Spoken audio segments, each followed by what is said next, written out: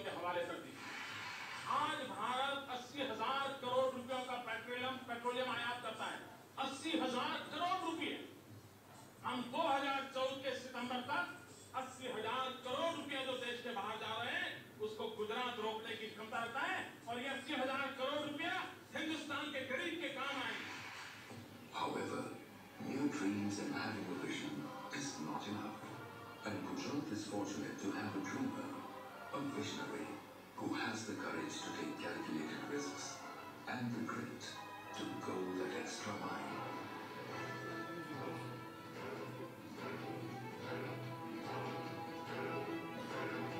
मैंने जीएसपीसी के मित्रों को कहा था, अगर सफलता मिली तो यश आपका, और विफलता मिले तो सारी गालियां खाने की जिम्मेवारी मेरी। Did you wonder that in a short span of time, Gujarat has raced ahead in the hydrocarbon economy and emerged as the petrol capital of India? Gujarat's hydrocarbon journey, a dream run. साथियों, ये रहा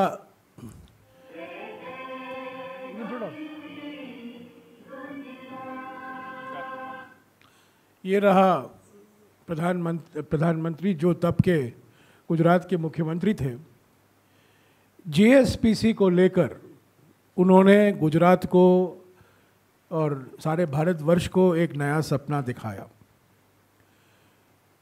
KG basin, Krishna Godavari basin में GSPC की ओर से प्राकृतिक gas का भंडार मिलने पर मुख्यमंत्री नरेंद्र मोदी जी ने जून 2005 में 26 जून 2005 को उन्होंने एक बहुत बड़ी घोषणा की, और उस प्राकृतिक गैस भंडार का नाम दीन दयाल उपाध्याय भंडार रखा गया। और अफसोस की बात है कि 13 साल बाद भारत के सम्मानित बुद्धिजीवी और राजनीतिक नेता दीनदयाल उपाध्याय के नाम पर 20,000 करोड़ रुपए का एक घोटाला घटा। और ये घोटाला, ये हम नहीं कह रहे हैं, 31 मार्च 2014 को सीएजी ने जीएसपीसी पर एक रिपोर्ट पेश की गुजरात विधानसभा में। 31 मार्च 2015 को दूसरा रिपोर्ट 31 मार्च 2016 को पेश किया गया, वही सीएजी से। सीएजी के 2 रिपोर्ट के मुताबिक जीएसपीसी ने 15 बैंकों से 20,000 करोड़ रुपया लिया। ठेके, कॉन्ट्रैक्ट पसंदीदा कंपनियों को दी गई, पैसे का खर्च हुआ पर गैस नहीं निकला। 2007 के चुनाव अभियान में मुख्यमंत्री नरेंद्र मोदी जी कहते थे कि गुजरात में अगर आप नल खोलोगे तो पानी नहीं निकलेगा, उस नल से तेल और गैस निकलेगा। ये उनका एक बहुत बड़ा मशहूर बयान है 2007 का। 2 सीएजी रिपोर्ट ने साबित की है 20,000 करोड़ रुपया जीएसपीसी ने बैंकों से लिया, वापस नहीं लौटाया, गैस नहीं मिला, और आज 27 अगस्त 2018 को जीएसपीसी इस स्थिति में है, वित्तीय स्थिति में है कि उसको दिवाला और दिवालियापन कानून, इंसॉल्वेंसी और बैंक्रप्सी कोड को रेफर करने की जरूरत पड़ गई है। आज जीएसपीसी दिवाला हो गया है। पिछले साल अगस्त के महीने में प्रधानमंत्री के दबाव में ओएनजीसी को जबरदस्ती जीएसपीसी की प्राकृतिक गैस भंडार खरीदना पड़ा और जीएसपीसी को करीब 8,000 करोड़ रुपया का राहत मिला, क्योंकि वो ओएनजीसी से उसको 8,000 करोड़ रुपया मिला। पर 12,000 करोड़ रुपया अभी बाकी है बैंकों को लौटाना। 12 फरवरी 2018 को रिजर्व बैंक ऑफ इंडिया एक सर्कुलर निकालता है और ये जानकारी वेबसाइट पर है, सब लोग जानते हैं। इस पर खूब बहस हुई है, मीडिया में भी, पार्लियामेंट में भी। 12 फरवरी 2018 को आरबीआई एक सर्कुलर निकालता है और इस सर्कुलर के मुताबिक अगर कोई कंपनी पहले मार्च 2018 को, अगर कोई भी कंपनी बैंकों को 2,000 करोड़ रुपए से ज्यादा लौटाना है और वो डिफॉल्ट करता है, तो उसको दिवाला घोषित करना चाहिए 180 दिन के बाद। पहले मार्च 2018 से 180 दिन आज बनता, और इसीलिए आज ये प्रेस कॉन्फ्रेंस हो रहा है। 27 अगस्त 2018 को 180 दिन खत्म होते हैं। जीएसपीसी को 12,000 करोड़ रुपया बैंकों को लौटाना है, लौटाने की स्थिति में नहीं है।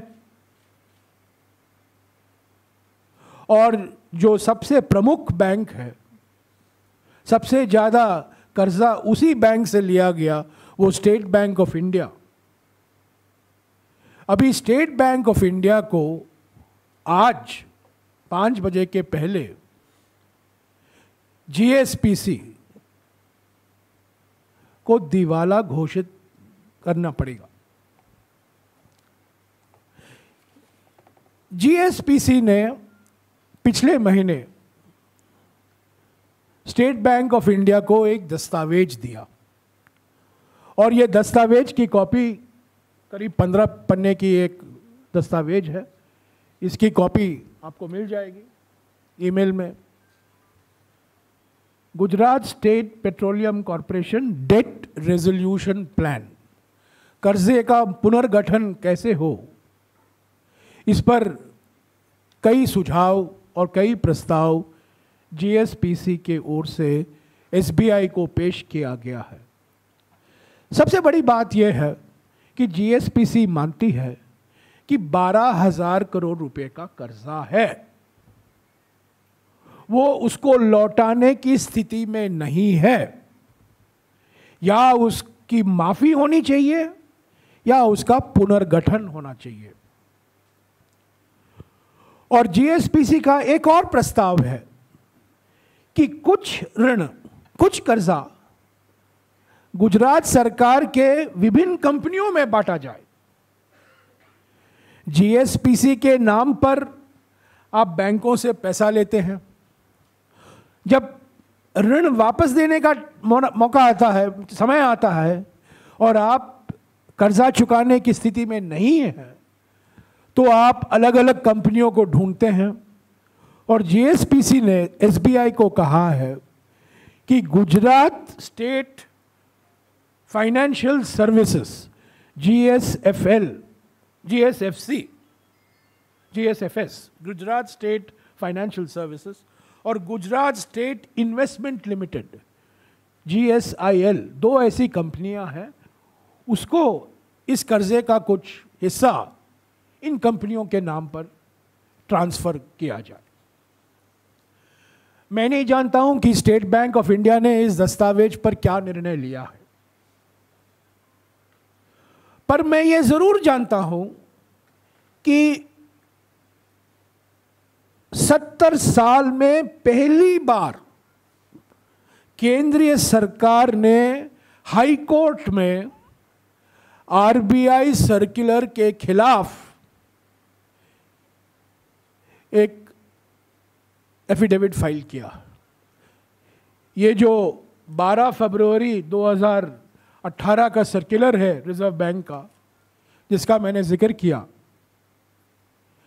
2 अगस्त को इलाहाबाद हाई कोर्ट में केंद्र सरकार कहती है कि हम RBI के सर्कुलर से सहमत नहीं हैं। ये 180 दिन की समय सीमा बढ़ाई जाए और इसको 360 दिन किया जाए, इसको डबल किया जाए, इसको दुगना किया जाए। ये एक अद्भुत और अभूतपूर्व घटना है। कभी ऐसा नहीं हुआ है कि केंद्र सरकार RBI के सर्कुलर के खिलाफ कोर्ट में जाता है और कोर्ट में दस्तावेज देता है।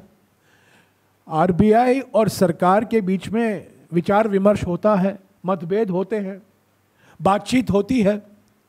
हम लोग सब जानते हैं कि RBI नोटबंदी के खिलाफ थी, पर पहली बार मैं नहीं समझता हूं और कोई मिसाल है स्वतंत्र भारत में कि पहली बार केंद्र सरकार RBI सर्कुलर के खिलाफ हाई कोर्ट में एक दस्तावेज पेश करती है, और उसका एक कारण है GSPC को बचाना। क्योंकि अगर आज ये निर्णय नहीं लिया जाता, GSPC एक दिवाला कंपनी घोषित किया जाएगा, और जो कानून पार्लियामेंट में पारित हुआ है 2016 में, इंसॉल्वेंसी और बैंक्रप्सी कोड, वो लागू होगा। दीनदयाल उपाध्याय के नाम पर, और जो बड़े बड़े बातें आपने सुनी मुख्यमंत्री के मुंह से, मैं ये कर दूंगा, वो कर दूंगा, किया क्या? बोले बहुत कुछ, पर नतीजा 13 साल बाद घोटाला निकला। 20,000 करोड़ रुपए बैंकों से मिले, पसंदीदा कंपनियों को कॉन्ट्रैक्ट दिए गए, गैस नहीं निकला, तेल नहीं निकला, ONGC को जबरदस्ती 8,000 करोड़ रुपया देना पड़ा GSPC के गैस ब्लॉक को खरीदने के लिए। उसके बावजूद अभी 12,000 करोड़ रुपया बाकी है। GSPC बिल्कुल किसी स्थिति में नहीं है इस पैसे लौटाने को, और इसका बोझ आम जनता पर आएगा। तो यह है GSPC का घोटाला। राफेल तो है ही है, पर राफेल के साथ साथ ये GSPC भी है। बैंकों से खिलवाड़ हुआ है, नवरत्न कंपनी ONGC के साथ खिलवाड़ हुआ है, झूठ बोले गए हैं। मैं सीधा बोलता हूं, झूठ बोले गए हैं, बड़े बड़े दावे किए गए हैं। ऐसे कंपनियों को कॉन्ट्रैक्ट दिया गया है गैस के लिए जो कपड़े के धंधे में थे, कपड़े के धंधे में गुजरात में। ये CAG के रिपोर्ट में है कि एक कंपनी जो कपड़े के धंधे में थी उसको ड्रिलिंग का कॉन्ट्रैक्ट दिया गया, और एक और कंपनी को कॉन्ट्रैक्ट दिया गया जो बारबेडोस में थी। आप जानते हैं बारबेडोस और पनामा काफी नजदीक है, ज्यादा दूर नहीं है। अगर पनामा पेपर है तो ये सीएजी ने बारबेडोस पेपर का जिक्र भी किया है। तो ये सब एक नाटक था, एक खेल था, लोगों को गुमराह करने की प्रयास की गई। कुछ साल सफल थे, पर आज 27 अगस्त को खेल खत्म हो चुका है। स्टेट बैंक पर दबाव है कि किसी हालत में इस कर्जा पुनर्गठन दस्तावेज पर निर्णय ले लो ताकि जीएसपीसी दिवाला नहीं घोषित किया जाए। क्योंकि अगर जीएसपीसी दिवाला घोषित किया जाएगा, वो प्रधानमंत्री के ऊपर एक बहुत बड़ा कलंक होगा। क्योंकि एक जमाने में जीएसपीसी मुकुटमणि था, और इस मुकुटमणि का हालत यह हो गया है कि यहां वहां भागदौड़ हो रही है। हाई कोर्ट में याचिका पेश की गई है कि आरबीआई सर्कुलर के साथ हम सहमत नहीं हैं, 180 दिन की समय सीमा को दुगना किया जाए। ये बात बता दूं कि आज 27 अगस्त न केवल जीएसपीसी है, और भी कंपनियां हैं, और उस कंपनी में सबसे बड़ा नाम है अडानी पावर। उसका भी भविष्य आज तय होने वाला है, और उसका अलग मैं प्रेस कॉन्फ्रेंस करूंगा। पर आज मैं सिर्फ जीएसपीसी का जिक्र कर रहा हूं। आज का दिन महत्वपूर्ण दिन है। स्टेट बैंक ऑफ इंडिया पर सबकी निगाहें हैं।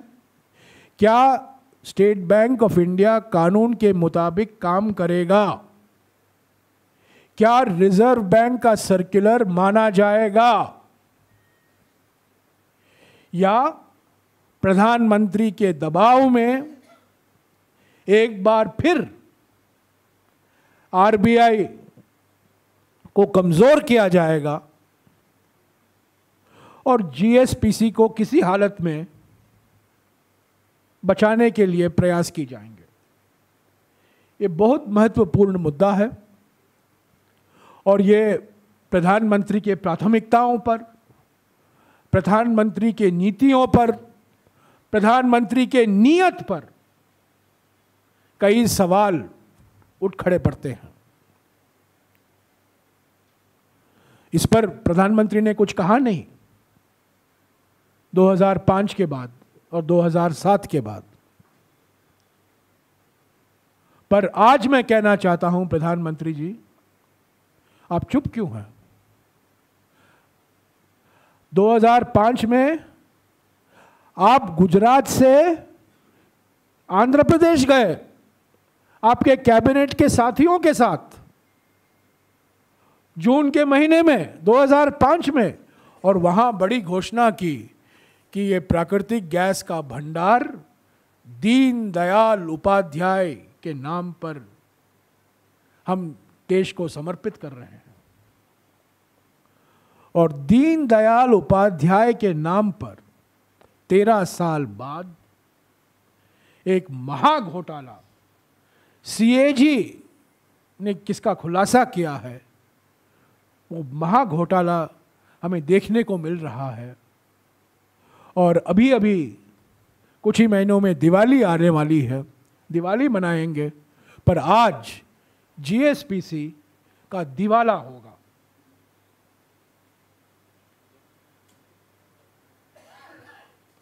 जो अलग और कंपनियां हैं उसके बारे में मैं आज ज़्यादा जिक्र नहीं करूंगा, क्योंकि आज मेरा फोकस जो है सिर्फ, आज का केंद्र बिंदु सिर्फ जीएसपीसी है।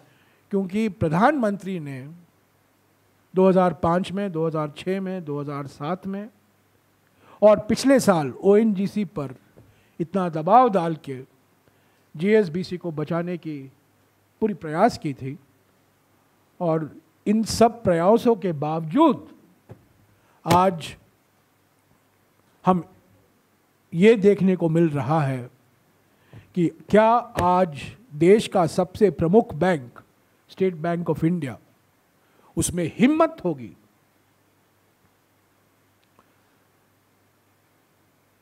बीजेपी के अध्यक्ष पार्लियामेंट में उठकर खड़े होकर कहते हैं हम में हिम्मत है।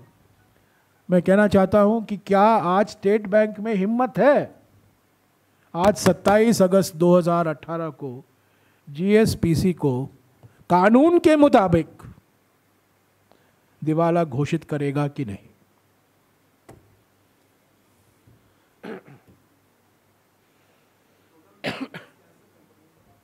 सॉरी,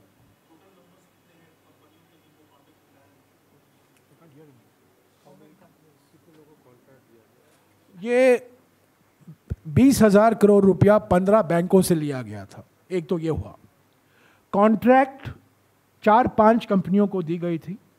सीएजी के रिपोर्ट, दोनों सीएजी की रिपोर्ट 2014 और 2015 के रिपोर्ट में कंपनियों के नाम भी दिए गए हैं, और एक कंपनी का नाम है tough drilling. Tough drilling, drilling बहुत टफ था। टफ ड्रिलिंग का नाम था कंपनी का। और टफ ड्रिलिंग का अनुभव क्या था? गारमेंट में, गारमेंट। कौन बड़े पूंजीपति टफ ड्रिलिंग के पीछे थे मैं आज नहीं कहूंगा, पर आप मान जाएंगे। पर टफ ड्रिलिंग एक कंपनी है। बारबेडोस में एक कंपनी है जियो सर्विसेज। ये सारी जानकारी सीएजी के रिपोर्ट में दी गई है। मेरा यह कहना है प्रधानमंत्री, आपने सीएजी के रिपोर्ट को खूब इस्तेमाल किया 2G और कोयला के मामले में। वही सीएजी एक बार नहीं 2 बार जीएसपीसी के घोटाले के संदर्भ में 2 रिपोर्ट निकालता है, गुजरात विधानसभा में पेश होता है, उस पर कोई बहस नहीं, कोई एक्शन नहीं। वास्तविक है, क्योंकि सारा मामला उन्हीं के दरवाजे पर आकर खड़ा होगा।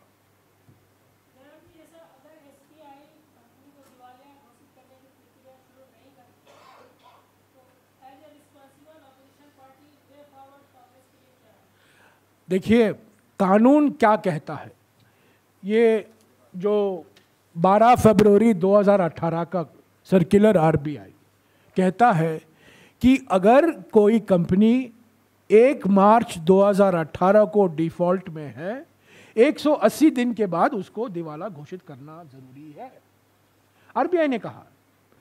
तो आरबीआई के सर्कुलर के मुताबिक 27 अगस्त 2018 आज 5 बजे के पहले जो कोई कंपनी बैंकों से 2,000 करोड़ रुपया से ज़्यादा कर्जा है और वो वापस नहीं लौटा पा रही है, डिफॉल्ट हो रहा है, उसको दिवाला घोषित करना अनिवार्य है कानून के मुताबिक, आरबीआई के मुताबिक। हम लोग कर क्या सकते हैं? एसबीआई तो सरकारी संस्था है, हम पार्लियामेंट में उठाएंगे, मीडिया में उठाएंगे, पर हम कर क्या सकते हैं? हम कोर्ट में जा सकते हैं कि ये आरबीआई पर ये मामला इलाहाबाद हाई कोर्ट में लंबित है, विचाराधीन है। और मैंने कहा स्वतंत्र भारत में ये एकमात्र मिसाल है जहां आरबीआई सर्कुलर के खिलाफ केंद्र सरकार हाई कोर्ट में जाकर कहती है कि 180 दिन की समय सीमा से हम असंतुष्ट हैं, इसको दुगना कीजिए।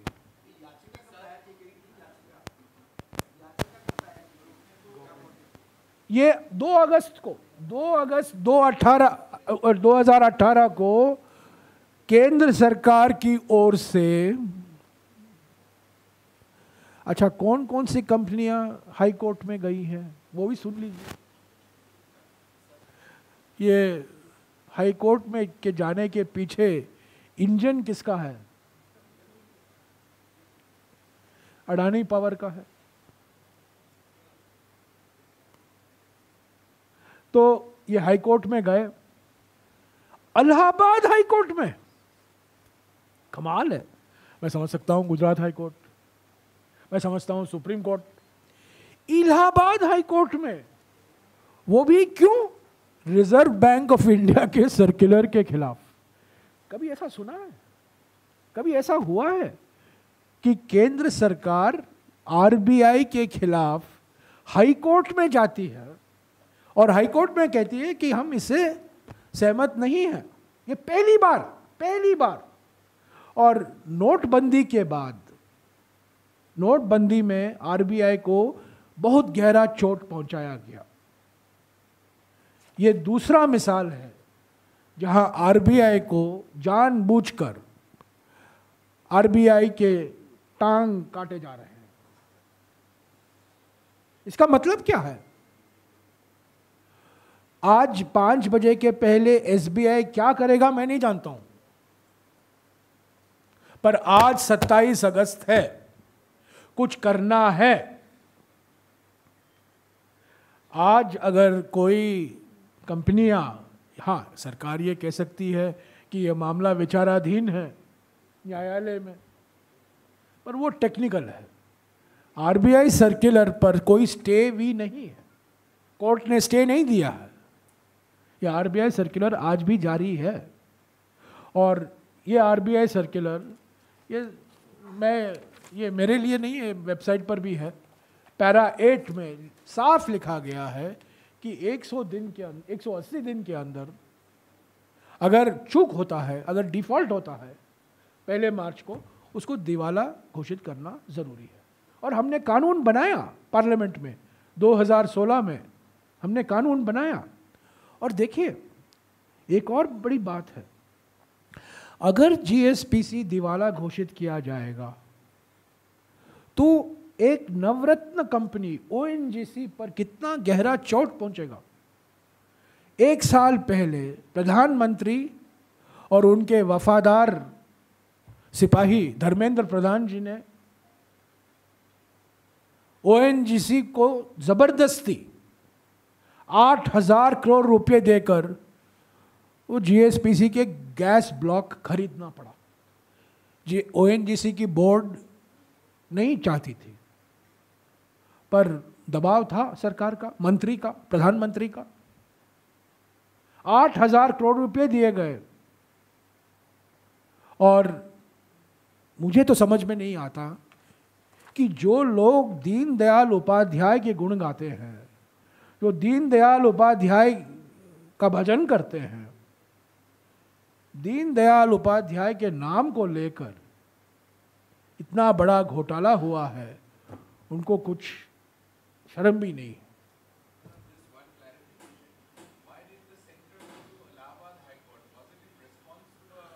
Center did not move Allahabad High Court.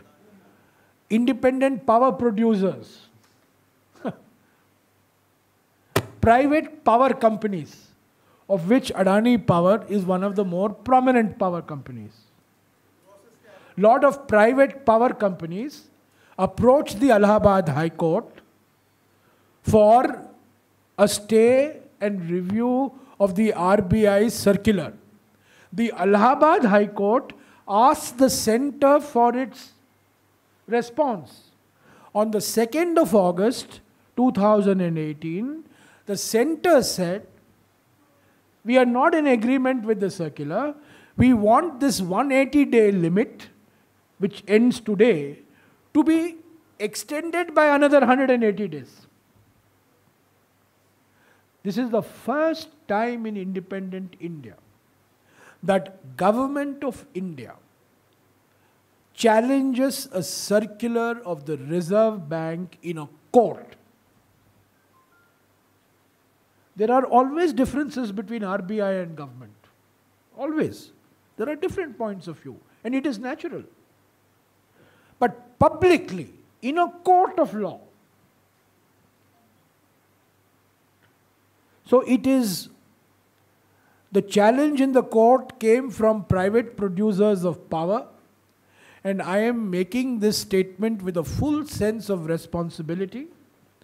These private producers of power were encouraged by the government of India to go to the Allahabad High Court to challenge the circular. I am saying this with a full sense of responsibility. ये निजी कंपनियों के पीछे सरकार का हाथ है. निजी power company Allahabad high court को गए, इस सर्कुलर को उन्होंने चैलेंज किया और इसके पीछे सरकार का हाथ है.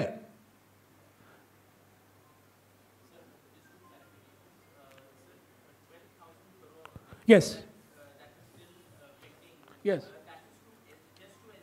No.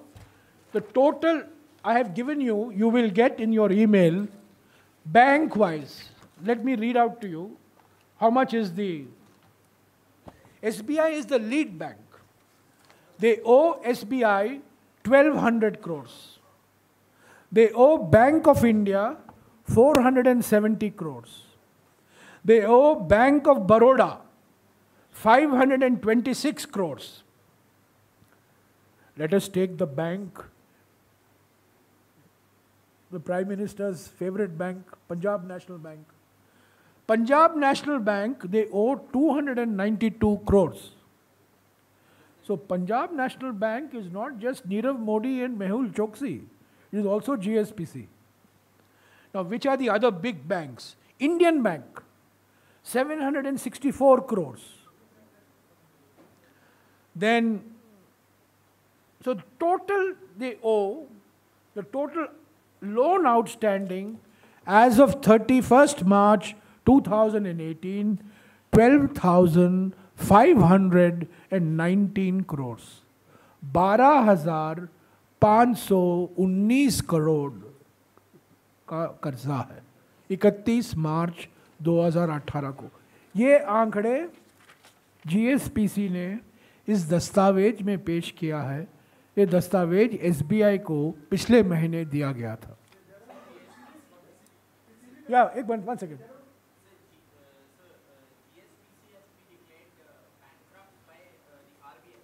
No, the State Bank of India has to take action under the law. In 2016, Parliament passed Insolvency and Bankruptcy Code, Diwala or Diwaliyapan Kanun, in 2016. According to that law, the prime mover has to be, in this case, the main bank. The State Bank of India has to initiate action under the Insolvency and Bankruptcy Code. 180 days is completed at 5 p.m. today.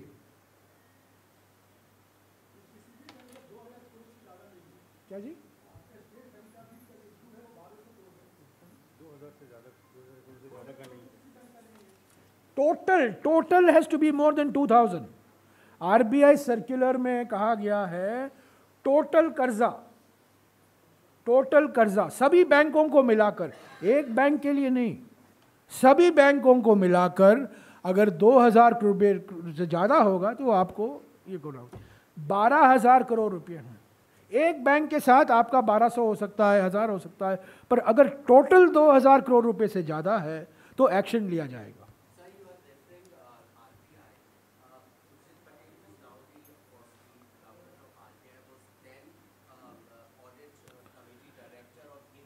I don't want to say anything on the governor of the Reserve Bank of India or the Reserve Bank of India. He was a member of the audit committee of the board of GSPC. That is a fact. I am not saying anything on that. All I am saying is that the 12th of February circular of Dr. Urjit Patel and his colleagues, it is inconceivable that such an important circular, the government would not have known about it. Particularly this government, which keeps a watch on everybody's movements. They would have known that this circular was coming out. But as I said in response to an earlier question, never before has a Reserve Bank of India circular been challenged. And challenged, privately it has been challenged. There are differences of opinion. But challenged publicly in a court of law, never, never. I think this demonstrates this government's approach to institutions. They want to destroy all institutions. They destroyed Reserve Bank of India after demonetization. And with this circular, this is the Antim Sanskar, last rites of the Reserve Bank of India. If this circular is not implemented, then I'm afraid the Reserve Bank has lost whatever little autonomy, whatever little credibility it had.